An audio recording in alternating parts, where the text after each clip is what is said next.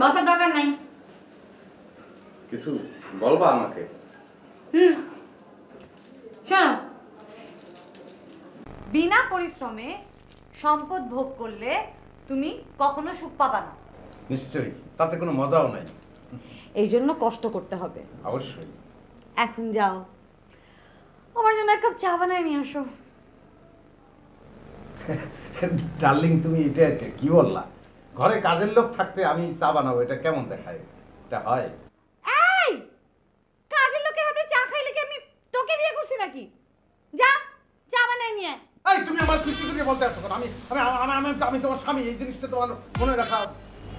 ঠিক আছে, ঠিক আছে স্বামী, আমি এখন থেকে আপনাকে আপনি আপনি করে বলবো, আর তার সঙ্গে দুইটা কোপ দিব, অথবা তুই বলবো, কোনটা?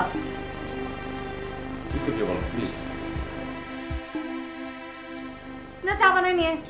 অবশ্যই, আমি অবশ্যই চা বানাই আনবো। আমার জন্ম হয়েছে চা বানাই আনার জন্য। আল্লাহ, কোন পাপের শাস্তি তুমি আমাকে দিতে আসো?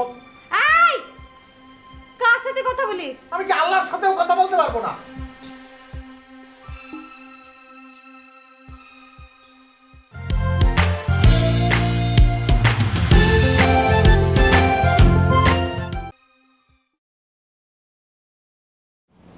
তালই, আসসালামু আলাইকুম।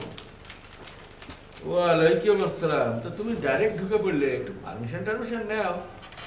তো দাঁড়াও, তারা সালাম দাও। আসসালামু আলাইকুম তালই। আসবো তালই, বলো। আসবো তালই? হ্যাঁ, এসো, বসো। তালই, আপনি ভালো আছেন? আমি আলহামদুলিল্লাহ ভালো আছি। তুমি কেমন আছো? আমিও মনে হয় ভালো আছি। মানে যদি খারাপ থাকতাম, কষ্ট তো শুধু কবিতা বের হইতো, কবিতা বের হচ্ছে না, পেট বের হচ্ছে। বুঝতে পেরেছি।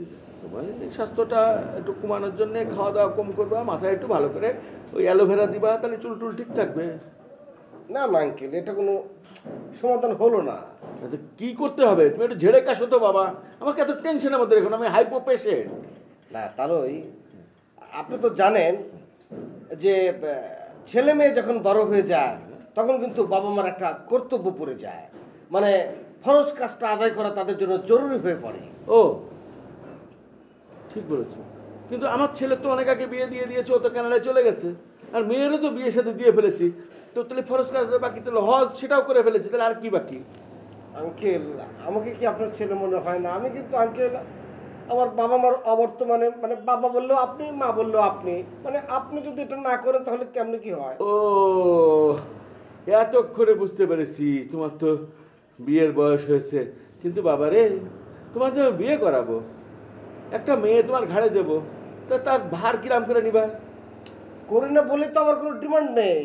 আমি খুব, মানে কোন রকম ডিমান্ড নেই আমার ভেতর থেকে, কোন রকম ডিমান্ড। ও আচ্ছা, হ্যাঁ, তাই তো তোমার জন্য একটা পাত্রী দেখা লাগে।